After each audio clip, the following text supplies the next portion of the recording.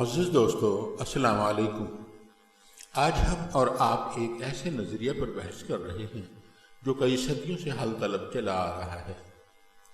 نظریہ ارتقاء کے صحیح ہونے یا صحیح نہ ہونے کے بارے میں ہم بعد میں گفتگو کریں گے۔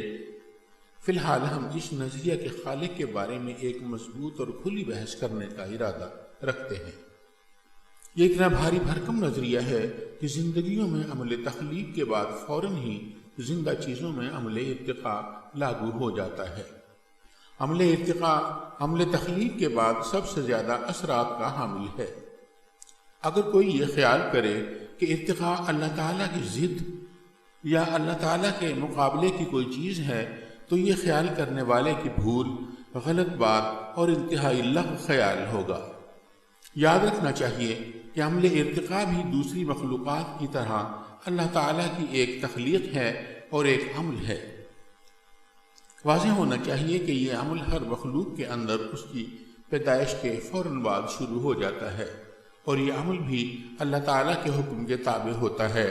زمین پر پائے جانے والے تمام جانوروں کی لاکھوں بلکہ کروڑوں سال کی تاریخ اس امر واقعہ پر بہت بڑا ثبوت ہے کہ ہر جاندار کے اندر ذہنی اور جسمانی طور پر بہت سی تبدیلیاں ضرور واقع ہوتی ہیں۔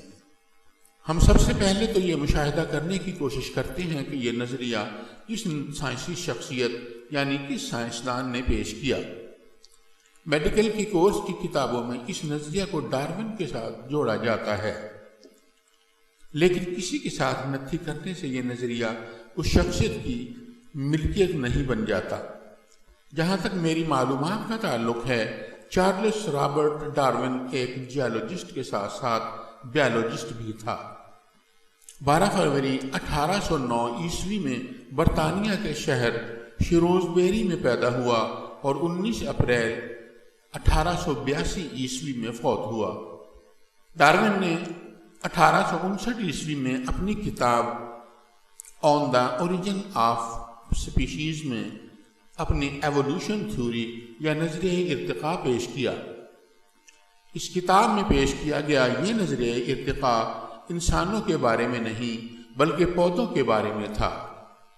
اس پیش کردہ تھیوری میں کہیں بھی پودوں کے علاوہ کسی دوسرے جانور کا ذکر نہیں تھا۔ چارلس رابرٹ ڈارون نے اس کتاب کی اشاعت کے بعد اس عمل پر دوبارہ بات نہیں کی۔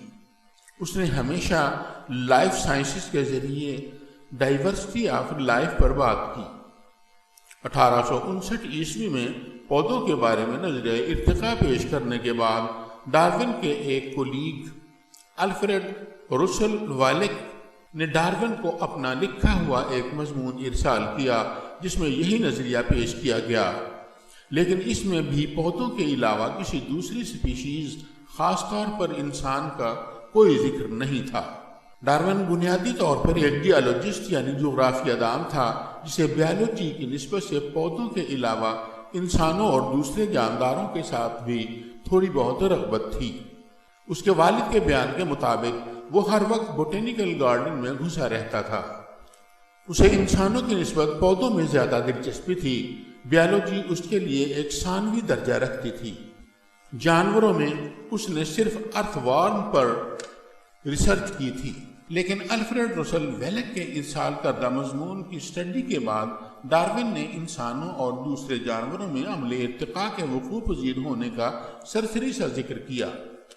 اس کے دنیا سے چلے جانے کے بعد اس نظریہ کا یورپ میں اس قدر پرچار کیا گیا کہ چند سالوں کے اندر اس نظریہ کی شہرت دور دور تک پھیل گئی، اور اس نظریہ ارتقاء کو نیچرل سلیکشن یعنی قدرتی انتخاب اور ڈیسنس ود موڈیفیکیشن یعنی عمدگی کے ساتھ تبدیلی یا ترمیم کے ساتھ نسل کا چلنا جیسے نکات کے ساتھ پیش کیا گیا۔ یہ نظریات یورپ میں پھیلائے جاتے رہے اور یورپ سے متاثرات اور یورپ کے علم کو حرف آخر سمجھنے والے لوگ بشمول مسلمان اس نظریہ کو اختیار کرتے چلے گئے۔ اس میں کوئی شک و شبہ نہیں کہ اس کرۂ ارض پر زندگی پیدا کرنے کے بعد رب کائنات نے اپنی مخلوق میں عمل ارتقاء کا اجرا کیا اور اس کے تحت زندگی کا پہیہ رواں دواں ہونے لگا۔ لیکن حقیقت یہ ہے کہ یہ نظریہ یعنی عمل ارتقاء کی موجودگی کا اعلان ڈارون سے تقریباً 1000 سال پہلے جاہز نامی ایک مسلمان مفکر نے کر دیا تھا۔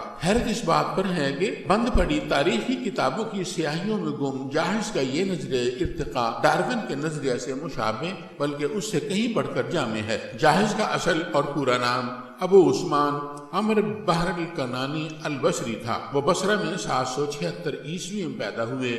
وہ خاندانی طور پر ایک غریب گھرانے میں پیدا ہوئے تھے۔ ان کے دادا ساربان کے طور پر لوگوں کے اونٹ چلانے اور ہانکنے کا کام کیا کرتے تھے۔ بچپن میں جاہز بصرہ شہر کی نہروں سے مچھلیاں پکڑ کر بیچا کرتے تھے۔ لوگ ان کا مذاق اڑایا کرتے تھے۔ جاہز ابو عثمان شکلاً بدحیت یعنی نسبتاً بد شکل تھے۔ عربی میں لفظ جاہز کا مطلب کسی کی آنکھوں کا باہر کو نکلا ہوا ہونا ہوتا ہے۔ جاہز کے اندر خود اعتمادی کوٹ کوٹ کر بھری ہوئی تھی، جس کی وجہ سے انہوں نے اپنی شکل کو اپنے کام کے آڑے نہ آنے دیا۔ ان کے اندر ذرہ برابر بھی احساس کمتری نہ تھا، اسی لیے انہوں نے اپنے کسی بھی مد مقابل کو درخور اعتنا نہ سمجھا اور اپنے علم کی روشنی سے اپنے تمام مخالفین کو شکست دے کر اپنا گرویدہ بنا لیا۔ جاہز نے اپنا نظریہ ارتقاء کو اس مدلل اور مفکرانہ انداز میں پیش کیا کہ علمی میدان میں موجود ان کے مخالفین کی اس نظریہ کو تسلیم کیے بغیر نہ بنی۔ وہ ہر اس محفل میں جایا کرتے تھے جہاں علمی، ادبی اور سائنسی محفلوں کا انعقاد ہوا کرتا تھا۔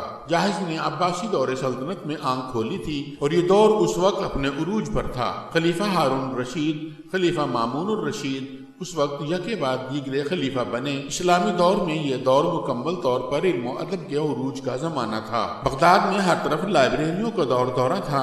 علوم و فنون کی غیر عربی کتابوں کے تمام تراجم عربی میں کیے جا رہے تھے۔ سائنسی دنیا کے نئے نئے نظریات مسلمانوں کے ذہنوں میں تحریک پیدا کرنے کا کام کر رہے تھے۔ اسی دوران مسلمانوں نے اپنے لیے کاغذ بنانے کا فن بھی سیکھ لیا ہوا تھا۔ اس سے پہلے کاغذ صرف چین میں تیار ہوتا تھا۔ اب کاغذ بنانے کا یہ فن مسلمانوں کی زندگی میں ایک سنگ میل کی حیثیت اختیار کر گیا تھا، کیونکہ جس انداز میں مسلمانوں کی طرف سے نئے نئے علوم و فنون پر دھڑا دھڑ کتابیں تحریر کی جا رہی تھیں، انہی دنوں کتابوں کی چھپائی کا کام بھی عروج پر تھا۔ 9ویں صدی عیسوی میں جاہز نے ایک کتاب البخلاء کے نام سے بھی تحریر کی تھی۔ یہ کتاب عرب معاشرے پر لکھی گئی تھی، جس میں انہوں نے عربوں کی زندگی کے متعدد رخوں کا احوال پیش کیا تھا۔ کہا جاتا ہے کہ جاہز نے تقریباً 200 سے زائد کتابیں لکھیں۔ ان تمام کتابوں میں سب سے زیادہ پرلطف اور دلچسپ کتاب الحیوان نامی کتاب ہے۔ کہا جاتا ہے کہ آج کا ویکیپیڈیا بھی نہیں اسی طرز کا مواد پیش کرتا ہے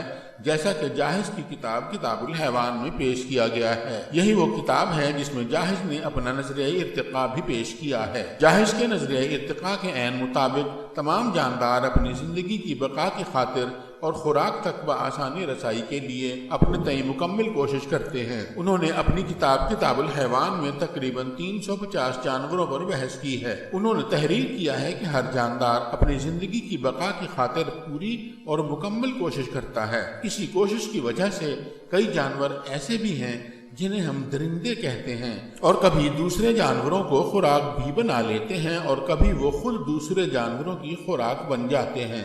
جاہز کے مطابق سپیشیز کی نسلیں بھی کسی وجہ سے دوسری سپیشیز میں تبدیل ہو سکتی ہیں۔ اس کے لیے ان کو ایک مخصوص ماحول میسر آنا بہت ضروری ہے۔ جاہز کے مطابق ہر جاندار کے اندر اپنی بقا کے لیے جد و جہد کا جذبہ موجود ہوتا ہے، لیکن اس جد و جہد کا جذبہ انتہائی غیر محسوس انداز میں جاندار کے جسم میں کام کرتا رہتا ہے۔ اسے انگلش میں سروائیول آف دا فٹسٹ کہتے ہیں۔ جاہز کے اس نظریہ کی گونج علامہ اقبال کے ہاں بھی ملتی ہے۔ علامہ اقبال اس اسلامی مذہبی فکر کی تشکیل نو میں لکھتے ہیں کہ جاہز نے جانوروں کی زندگی میں رونما ہونے والی تبدیلیوں کی طرف اشارہ کیا ہے۔ ایک وقت تھا جب 1878 عیسوی میں ڈارون کے ایک ساتھی جان ولیم ڈریپر نے نظریہ ارتقاء کو مسلمانوں کا نظریہ ارتقاء بلکہ محمدن تھیوری آف ایولیوشن کا نام دیا تھا۔ اس طرح بھی یہ بات ببانگ دہل کہی جا سکتی ہے کہ نظریہ ارتقاء مکمل اور مستقل طور پر مسلمانوں کا نظریہ ہے،